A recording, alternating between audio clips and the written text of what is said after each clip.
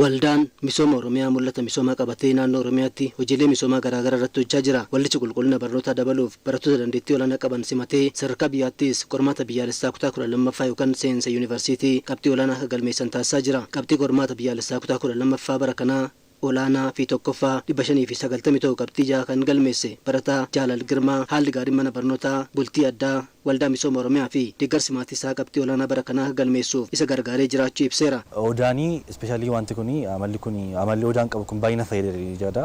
Yeroo baay'ee ijoolleen bakka arrabnaatti tolaan jiru dubbisuu boriin dubbisan hin jiru. Odaa keessa waan akkasii jiru hundumtu sa'aatii nuu kenname sana keessatti laabirii galee laabirii argamee dubbisaa intanaan maqaan keenya qabama abbaan hin galleena. Rabbiin jiraata gaiteef arabiisa isaa sodaannuuf immoo laabirii galleen dubbisna. Laabirii gallee gaafa dubbisnu kitaabni dhugaa dubbachuuf guutumaa guutuutti jira.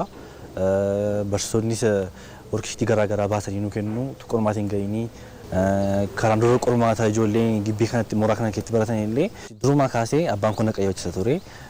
Faawundeeshinii guddaa kan naa ka'e abbaa koo yaada. Achumaan asinillee abbaa koodhaanii galatoomii baay'insi jaalladha jechuun barbaadaani.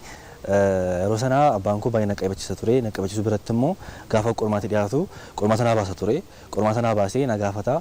Qormaata sana keessaa bakka dhabe immoo itu qormaati sun hin gahini guyyaa 2-3 gaafa hafu qormaata ni naa baase ilaalee ofii koo analaayiz godhee bakka inni sirriitti naan galle yookaan qormaaticha irraa dhabee irraa dhaqee irra deebi'ee dubbisaa gaaffii garaagaraa tooppikicha wajjin walitti dheeleen ilaalan ture akkasiin gargaaraa ture.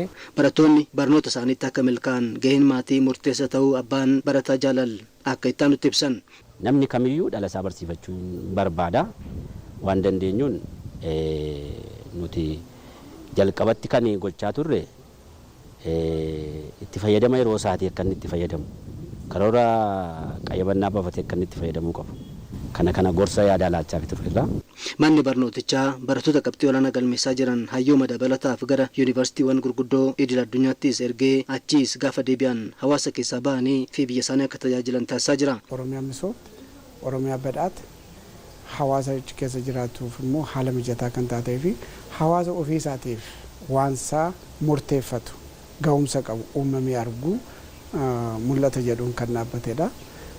Mul'ata kana galmaan ga'uudhaan kaayyoo gurguddaa arfan tokko gurguddaa qabatee kan hundaa'edha. Inni tokko bishaan qulqulluu dhugaatii dhiyeessuudha.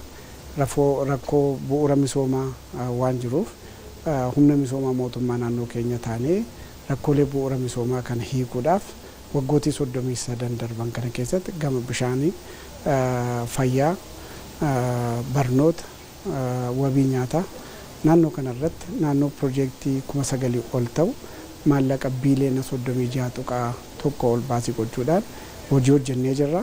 Hawaasa hedduun irraa fayyadamee jira. Waldichi barnootaan alatti hojiilee misoomaa naannichaa biroo irrattis gumaacha isaa baachaa jira. Galmoota qabatee mara akka milkeessu gumaachi uummata Oromoo olaanaa ta'uu walitti qaban boordii waldaa misooma Oromiyaa Abbaa Duulaa Gammadaa ibsaniiru. Dhugaa dubbachuudhaaf hojiin yaadame sun galma akka ga'u gahee guddaa tan taphate uummata Oromooti. Uummata naannoo keenyaati. Galanni guddaan tan qabu uummata kanaaf. Uummanni kun baay'ee waan nama dinqisiisu hojjetee jira. Waan nama dinqisiisu keessaa ijoolleen keenya tan mana bultii addaatti baratan midhaan bitanii nyaachuun qaban jechuudhaan edoo fi rakkatu xaafii walitti qabeet edoo fi rakkatu horii foonii walitti qabeet barattoota kanaaf dhiyeessa. Kuni barattoota kanaaf imaanaa guddaadha.